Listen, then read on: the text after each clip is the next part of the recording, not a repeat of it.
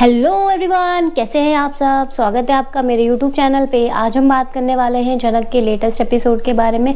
जी हाँ, आज का एपिसोड जो कि आज रात को टेलीविजन पे टेलीकास्ट होगा, बट मैं आपको उसकी स्टोरी एडवांस में बताऊंगी। वीडियो अच्छी लगेगी तो लाइक करना मत भूलना। चैनल पे पहली बार आ रहे हो तो सब्सक्राइब जरूर करना। तो सीरियल जनक की कहानी बहुत ही ज्यादा दिन ब दिन इंटरेस्टिंग होती जा रही है और इतनी ज़्यादा इंटरेस्टिंग स्टोरी मैंने तो आज तक कभी नहीं देखी। हम सभी जानते हैं कि जनक अब अनिरुद्ध के घर में आ चुकी है। सारे लोग एक डिनर पार्टी में जाते हैं जहाँ पे जनक को भी ले जाया जाता है, बट बिकॉज जनक जो है वो गांव से बिलोंग करती है, वो चॉपस्टिक यूज करना, सुशी जैसे फैंसी फूड वो नहीं जानती है कैसे खाना है, कैसे चॉपस्टिक को यूज करना है। तो उस चक्कर में वो सारा का सारा खाना अनिरुद्ध की फेवरेट शर्ट पे गिरा देती है।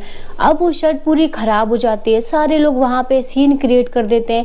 अनिरुद्ध भी, जिसके सहारे जनक इतनी दूर से यहाँ पे आ चुकी है, वो भी उसके ऊपर गुस्सा करने लगता है। सारे रेस्टोरेंट में जितने भी मेंबर्स या लोग होते हैं उनके सामने जनक को ह्यूमिलेट कर देता है, उसे अनपढ़ गवार कह देता है।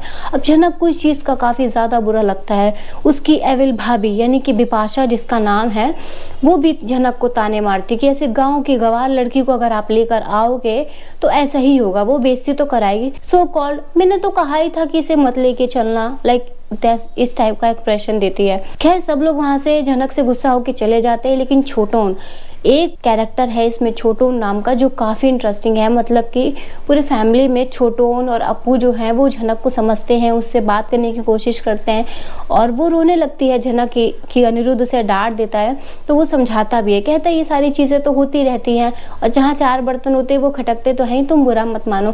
क्या हुआ, खाना ही तो गिराना, इतनी बड़ी बात कोई नहीं हुई है, तुम चिंता मत करो, मैं बिल पे कर दूंगा। तो वो थोड़ा सा जनक को कंफर्टेबल करता है, क्योंकि जो उसको बुरा लग रहा है, वो रो रही है, उस चीज से वो बाहर निकल आ सके। वहाँ सीन कट हो जाता है और हमें नेक्स्ट डे देखने को मिलता है कि अनिरुद्ध अब घर पे वापस आ चुका है, मतलब अपने ऑफिस वर्क में बिजी हो रखा है। तभी वहाँ पे उसकी सिस्टर्स एंड उसकी एविल भाभी बिपाशा आ जाती है और उसको कहती है कि हमें कल की पूजा के लिए शॉपिंग करवा दो। वो कहता भी है कि तुम लोगों के पास तो ऑलरेडी इतने सारे कपड़े, अब तुम्हें इतने कपड़ों की क्या जरूरत है। फिर भी अब पैसे वाले आदमी है तो हर दूसरे दिन कपड़े रिपीट नहीं करते ना, तो उनको कपड़े चाहिए ही चाहिए। अब वहां पे अप्पू भी आ जाती है, उसके पीछे पीछे जनक भी आ जाती है।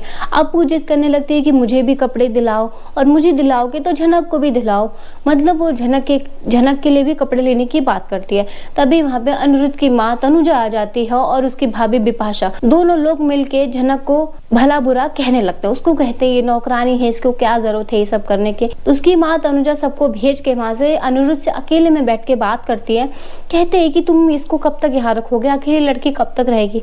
अनिरुद्ध कहता है बस कुछ दिन के लिए। तो तनुजा कहती है कि क्या कुछ दिन में क्या हो जाएगा, ऐसा बहुत बड़ी डांसर बन जाएगी या फिर जो है अब बहुत बड़ा करियर बन जाएगा, इसका एक्ट्रेस बन जाएगी या मॉडल बन जाएगी, मतलब कुछ दिन में क्या हो जाएगा। तो वो बोलता है कि अभी देखते हैं, बाद में बताएंगे। तनुजा कहती इसके लिए तुम्हें इतना कुछ सोचने की जरूरत नहीं है, ये सिर्फ इस घर के नौकर है। तो अनिरुद्ध कहता है कि ये इस घर के नौकर नहीं है, और अगर एक पॉइंट ऑफ व्यू से देखा जाए कि वो अगर इस घर की नौकर है तो उसकी सैलरी भी तो होनी चाहिए ना, और काम करने का कोई टाइम लिमिट भी होना चाहिए। कौन सा नौकर 24 घंटे काम करता है। अगर आप लोग उसको नौकर बना के रखेंगे तो फिर मैं उसको सैलरी भी पे करूंगा, जो उसकी फाइनेंशियली मदद करेगा। एक टाइम के बाद उसका सारा काम खत्म हो जाएगा, उसके बाद वो अपने इंटरेस्ट पे, डांस पे, पढ़ाई पे फोकस भी कर सकते हैं। आपने बहुत अच्छा आइडिया दिया। यहाँ पे तनुजा अपने ही बिछाए जाल में फंस चुकी है। खैर क्या होगा आगे आने वाली कहानी में, नेक्स्ट एपिसोड में हमें ये देखने को मिलता है कि अनिरुद्ध सबके लिए शॉपिंग कर रहा है। अर्शी के साथ वो गया हुआ है, सबके लिए बहुत अच्छी अच्छी साड़ियाँ, सूट, सलवार सब कुछ परचेज करता है, लेकिन अंदर ही अंदर उसको गिल्टी फील हो रहा है कि मैंने जनक के लिए कुछ नहीं खरीदा है, उसके लिए नहीं खरीदा तो उसको बुरा लगेगा। तो वो चुपके से काउंटर पे जाके उसके लिए भी एक साड़ी पैक करा देता है, जिसका अर्शी को कुछ अता पता नहीं है। अब इंटरेस्टिंग फैक्ट ये है कि जब अर्शी को पता चलेगा कि अनिरुद्ध ने चुपके से उसके लिए साड़ी खरीदी है तो उसका क्या रिएक्शन होगा, क्या वो जल भुन के राख हो जाएगी। बने रहना हमारी वीडियोस में देखने के लिए, और अगर आपको वीडियोस अच्छी लगी है तो लाइक करना मत भूलना। चैनल पे पहली बार आ रहे हो तो सब्सक्राइब जरूर करना। And thank you so much for watching.